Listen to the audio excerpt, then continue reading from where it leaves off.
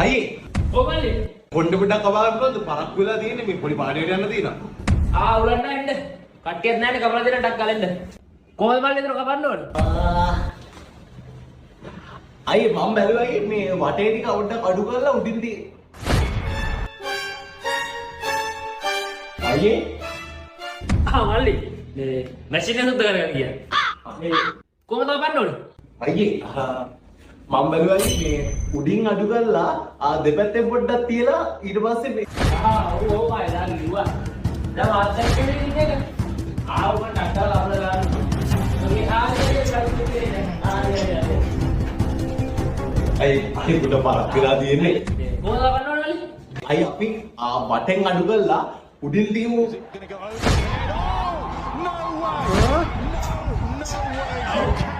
එක්කවල ඉස්සරහගෙන ඉන්නේ දැන් මම සුබෙන් හෙල්ලම් කරනවා ඈ ටීම් එක ආශිර්වාද ගන්නවා. අයි පරක් වෙලා තියෙන ටක්කර කම්මුද? කොහොමද කපන්න ඕන? දෙපැත්තෙන් අඩු කරලා උඩින් නෝට් එකට වගේ තිබ්බොත් මාර ලස්සන හැදයක් තියෙයි නේද?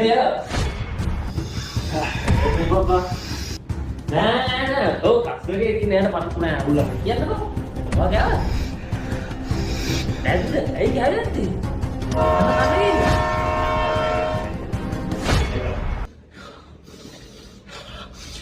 අයියේ ඔව් මල්ලි. මට අක්කුලා තියෙන්නේ හොදටම. ටග්ගාලා දෙපැත්තෙන් අඩු කරලා උඩින් තියලා මොනවා හරි මගුලක් කපලා දෙන්න. අනේ මල්ලි බය වෙනවා මම ටක් ගාලා කපලා දෙන්න.